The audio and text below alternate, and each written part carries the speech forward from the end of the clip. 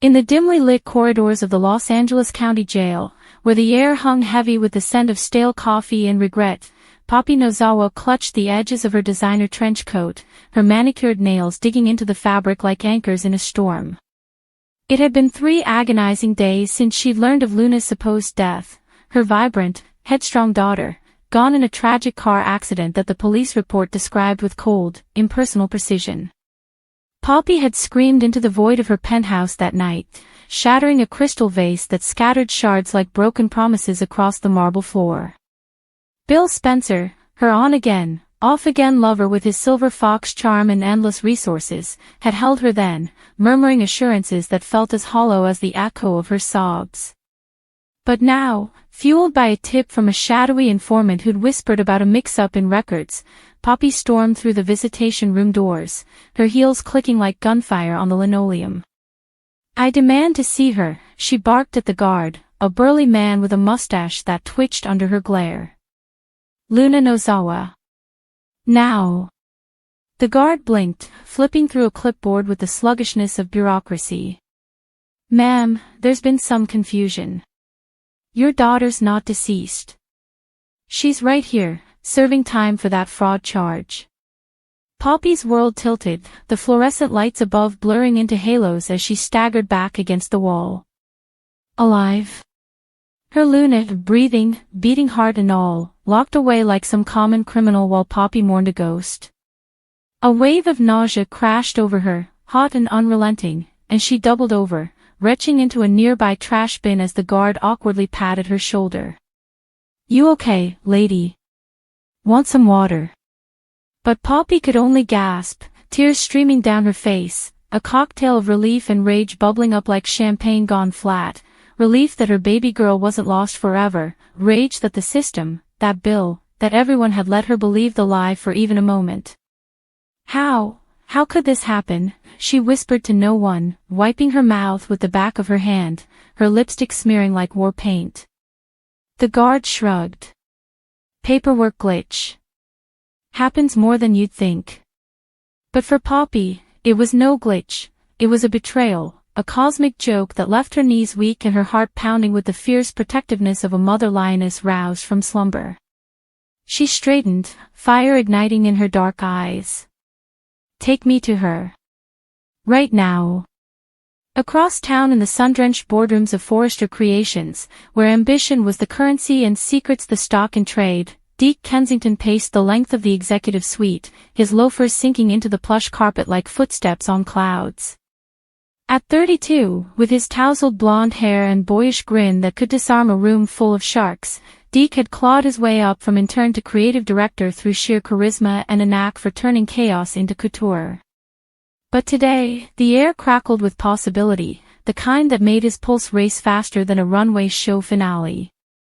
He'd poured his soul into the pitch for the new eco-luxury line, sustainable silks woven from recycled ocean plastics, dresses that whispered of rebellion and romance, and now, as the clock ticked toward the 11 o'clock meeting, he rehearsed his closing line in the mirror. "This isn't just fashion, it's the future we wear."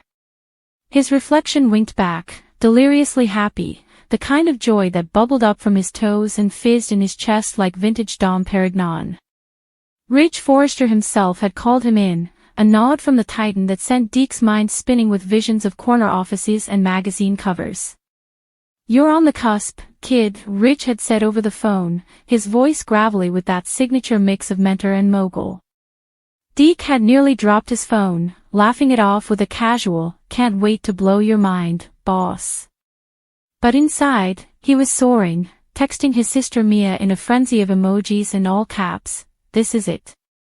Promotion City." Mia's reply pinged back instantly, "Don't trip on your ego, bro. You've got this." He chuckled, straightening his tie, silk, of course, from the prototype collection, as the door swung open and Brooke Logan swept in, her red dress a slash of passion against the neutral tones.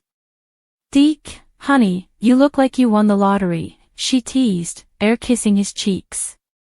"Rich is in a mood, but your pitch. It's gold." Deke's grin widened, infectious as a summer virus. "Brooke, If this lands, I'm buying the first round at Il Giardino. Champagne for everyone. She laughed at that throaty sound that had launched 1,000 headlines, and squeezed his arm. Modest, too. No wonder Steffi sings your praises. The banter flowed like the champagne he imagined, easing the nerves that fluttered just beneath his euphoria, but Deke couldn't shake the electric thrill humming through his veins. This job, head of the new sustainable division, wasn't just a rung up the ladder, it was validation, a delirious high after years of proving himself in a world that prized legacy over hustle. Back at the jail, Poppy's hands trembled as she signed the visitation log, the pen scratching like claws on paper. The guard led her down a hallway lined with buzzing intercoms and reinforced glass, each step amplifying the roar in her ears. Alive. The word echoed, a mantra and a curse, as fragments of the past week replayed in technicolor horror, the funeral she'd planned in her mind, the eulogy she'd whispered to empty air, the way Bill's arms had felt like chains around her grief-stricken body. You think you're protecting me? She'd hurled at him last night over takeout sushi that neither touched. By keeping secrets. Luna's gone, Bill, gone. He'd protested, eyes wide with feigned shock, but now Poppy saw the cracks in his facade, the way his calls to contacts coincided too neatly with the accident report. As the door to the visitation booth hissed open, there she was, Luna, her daughter, separated by plexiglass but achingly real, her dark hair pulled back in a no-nonsense ponytail, orange jumpsuit clashing with the fire in her eyes. Mom. Luna's voice crackled through the speaker, tentative, laced with the wariness of someone who'd learned trust was a luxury. Poppy pressed her palm to the glass, as if she could reach through and pull her into an embrace. Baby, oh God, baby, they said you were dead. A car crash, they said. I buried you in my heart. Luna's face crumpled, then hardened, the Nozawa steel that Poppy had forged in her own image. It was a mistake, Mom. Some idiot clerk transposed files. I've been trying to call, but the phones here are a joke. The words tumbled out, explanations laced with frustration, but Poppy barely heard them. Her body shook, a sob escaping as she slid down the wall, knees buckling under the weight of it all. Shocking didn't cover it. This revelation wasn't a gentle dawn, it was a thunderclap, splitting her open to expose the raw, pulsing core of a mother's love twisted by terror. I can't breathe, Poppy gasped, clutching her chest, the guard hovering uncertainly with a styrofoam cup of water. Luna banged on the glass, voice rising. Mom. Snap out of it. I'm here, I'm okay. It's just a bump, I'll be out soon, charges dropped. But Poppy's mind reeled, visions of Luna's lifeless body morphing into this living, breathing fury, and in that delirium, anger surged hot and unbidden. Who did this? Bill? Was it him, hiding you away like some dirty secret? Luna hesitated, eyes darting, and Poppy's heart cracked wider. Tell me the truth, Luna. For once, no games. The younger woman leaned in, voice dropping to a fierce whisper. Not now, Mom. Not here. Just get me out. Poppy nodded, wiping her face with resolve born of desperation. But as she rose, the shock lingered like aftershocks, her world forever fractured by the miracle of a heartbeat she thought silenced. Meanwhile, in the glass-walled conference room at Forrester, the meeting unfolded like a symphony Deke had composed in his dreams. Rich sat at the head of the table, flanked by Steffi and Hope, their expressions a blend of skepticism and intrigue as Deke launched into his presentation. Slides flickered on the screen, vibrant greens and blues evoking ocean depths, models draped in gowns that flowed like waves reclaiming the shore. Imagine fabric that doesn't just clothe us but saves us, Deke said, his voice steady but laced with that delirious passion, gesturing animatedly as if conducting an invisible orchestra. Steffi's eyes narrowed, ever the pragmatist. It's innovative, Deke, but can we scale it without tanking margins? He pivoted smoothly, pulling up cost projections with a flourish. That's the beauty. Partnerships with eco-suppliers cut overhead by 20%. We're not sacrificing luxury. We're redefining it. Hope leaned forward, her Logan fire sparking. And the marketing? Tie it to real impact. Donate proceeds to marine conservation. Deke's grin could have lit the room. Exactly. Campaigns with influencers diving for plastics, turning wearers into warriors. Ridge stroked his chin, the silence stretching taut as a bowstring, and Deke's heart hammered, that happy delirium teetering on the edge of cliffhanger. Then Ridge's face broke into a rare, full smile. Damn kid. You've got vision. The job's yours, head of sustainability. Start Monday. The room erupted in applause, Steffi clapping him on the back with a told you he'd deliver, while Hope pulled him into a hug that smelled of vanilla and victory. Deke laughed, a delirious belly-deep sound that echoed off the windows, pumping his fist like he'd just scored the winning goal. This is insane. Thank you, Ridge Steffi. Hope you won't regret it. Brooke slipped in from the sidelines, champagne flutes materializing as if by magic. To Deke Kensington, the future of Forrester, she toasted, clinking glasses with a wink. He sipped, bubbles dancing on his tongue, the euphoria washing over him in waves. Visions of late-night sketching, boardroom battles won, a corner office with a view of the Hollywood Hills. I owe you all, he said, voice thick with emotion, pulling Mia into a group call on speaker. Sis, it's official. I'm the king of green threads. Her squeal pierced the line. Knew it. Dinner on you, big shot. As the celebration swirled around him, Deke felt invincible, that happy haze wrapping him like the finest cashmere, oblivious to the shadows lurking beyond the glamour, the whispers of corporate intrigue, the rivals eyeing his throne. For now, it was pure, unadulterated bliss, the kind that made a man believe he could conquer worlds one stitch at a time. Poppy emerged from the jail into the blinding afternoon sun, squinting as if the light itself conspired against her fragile equilibrium. Her phone buzzed incessantly, texts from Bill, laced with concern that now read like evasion. Where are you, darling? We need to talk about the memorial. Memorial? The word ignited fresh fury, and she hurled the device into her purse, hailing a cab with a sharp wave. Forrester Building, she snapped to the driver, sinking into the vinyl seat as the city blurred past.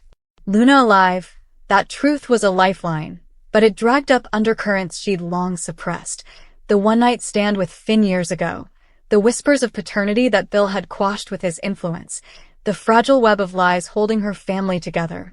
By the time the cab pulled up to the towering glass facade, Poppy's shock had morphed into a simmering resolve. She needed answers, and Forrester, with its tangled alliances, was as good a place as any to start unraveling. Slipping past security with a forged press pass, perks of her tabloid days, she rode the elevator to the creative floor, ears pricked to the murmur of voices spilling from the conference room. Laughter, clinking glasses.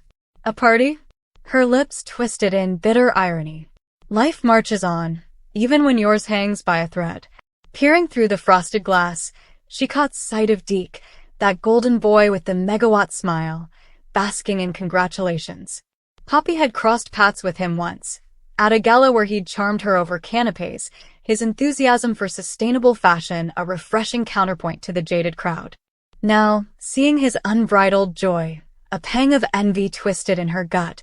Why him, deliriously happy in his ascent, while she navigated this nightmare? But envy sharpened to strategy. Deke was plugged in, privy to the Logans and Spencer's whispers. She waited until the group dispersed, then cornered him in the hallway, her voice a velvet blade. Deke Kensington, right? Poppy Nozawa. We met at the Eco Gala last spring. You raved about my vintage Givenchy. He turned, surprise lighting his features into that boyish grin. Poppy. Of course. The red lips and sharper wit. What brings you to the lion's den? She forced a smile, though her hands still shook from the jail's chill. Needing a friendly ear. It's personal. Luna, my daughter, she's alive. They told me she died, Deke. Buried her in my mind. His eyes widened, the post-promotion glow dimming to concern as he guided her to a quiet alcove. Jesus, Poppy. That's horrific. Sit, talk to me. She spilled it then, words pouring like rain. The accident hoax, Bill's evasions, the gut-wrenching reunion behind bars. Deke listened, nodding, his delirious high tempered by genuine empathy. Sounds like classic Spencer machinations. Bill's got a history of playing God. But Luna's tough, like her mom. What can I do? Poppy leaned in, eyes locking on his. Information. Anything on Bill's recent moves, hospital ties. And Finn, has he said anything? Deke hesitated, glancing toward the boardroom where Ridge lingered, then shrugged. Finn's been distant, buried in work. But yeah, I've heard murmurs, paternity tests, hush calls. If it's connected. She squeezed his arm, gratitude mingling with her shock's afterglow. You're a lifesaver. And congratulations, by the way. Head of sustainability? You deserve that joy. He chuckled, rubbing the back of his neck. Thanks. Makes the world's craziness bearable. Keep me posted. Luna's got an ally in me. As she left, Poppy felt the first stirrings of empowerment amid the wreckage, her shocking revelation forging a path forward, one clandestine conversation at a time. Deke watched her go, the elevator doors whispering shut on her poised exit, then turned back to his new domain with a shake of his head. Deliriously happy? Understatement of the year. The job was more than a title. It was a canvas, blank and begging for his brushstrokes of innovation. He dove back into the fray, sketching mood boards on his tablet, emerald gowns evoking reclaimed reefs, accessories forged from upcycled tech waste, while Steffi cornered him with logistics. Deke, budget's tight, but your pitch sold it. Just don't go rogue on suppliers. He flashed that grin again. Unstoppable. Rogue? Me? This is calculated chaos stuff. Trust the process. She rolled her eyes, affectionate. Fine, but loop me in. And hey, dinner tonight? Hope's buying to celebrate. Wouldn't miss it, he replied, already mentally pairing wines with victory toasts. Hours blurred into a whirlwind of calls and contracts, his mind a kaleidoscope of fabrics and futures, that euphoric buzz insulating him from Poppy's turmoil. Yet, as the sun dipped low, painting the skyline in golds and crimsons, a text from her pinged. Thanks again. Luna's asking for you. Says you're the only designer who gets her vibe. Deke smiled, typing back. Tell her the emerald dress is hers on release. Green for new beginnings. He pocketed the phone, stepping into the evening with arms wide, the city's pulse syncing with his own. Promotion in hand, allies emerging from shadows. Deke Kensington was riding high, deliriously so, on the crest of a wave that promised to carry him far. But for Poppy, the night brought no such levity. Back in her penthouse, overlooking the glittering sprawl, she paced the balcony, phone glued to her ear as Luna's voice filtered through collect calls static. Mom, it's okay. Really? The food's not half bad, and I've got a cellmate who's writing a memoir, endless entertainment. Poppy laughed, a watery sound. You're too much like me, kid, finding silver linings in sewers. But this, the lie about your death? It's unforgivable. Luna sighed, the weight of confinement evident. Blame the bureaucracy, not Bill. He didn't know. Lies, Poppy thought, but held her tongue, the shock's residue making her cautious. Just promise me, no more secrets. When you're out, we start fresh. Therapy, truths, the works. Deal, Luna said softer. Love you, Mom. Love you more. Hanging up, Poppy poured a glass of Merlot, the liquid's depth mirroring her turmoil. Shocking reaction? It had leveled her, rebuilt her stronger, threads of rage weaving into resolve. Bill's key turned in the lock then, his frame filling the doorway with apologetic charm. Poppy, darling, I've been calling. She whirled, glass raised like a weapon. Alive, Bill. She's alive, and you let me grieve a phantom. His face paled, excuses tumbling. I swear I thought it was real. The report came from official channels. She advanced, voice steel. Channels you own half of. No more games. Help me get her out or we're done. He nodded, pulling her close, but Poppy stiffened, the embrace a temporary truce in a war of deceptions. As the city lights twinkled below, mocking her with their indifference, she vowed silently. Luna would walk free, truths would surface, and this shocking rebirth would be the catalyst for a reckoning long overdue. In the days that followed, Deke's delirium deepened into a rhythm of triumph. Morning runs along the beach, brainstorming sessions that sparked like fireworks, evenings toasting with the Forrester elite at hidden speakeasies where deals were sealed over aged scotch. To the man who turned trash into treasure, Hope quipped one night, clinking her glass to his. Deke basked, recounting tales of supplier hunts in Southeast Asia, his laughter ringing true. Yet, Poppy's shadow lingered, a reminder that joy's underbelly hid thorns.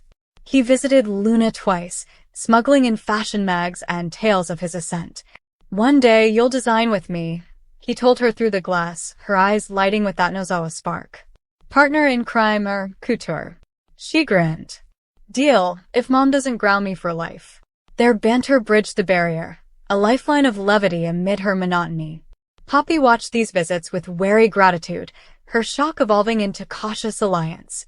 "You're good for her," she admitted over coffee one afternoon, Deke's sketches spread between them.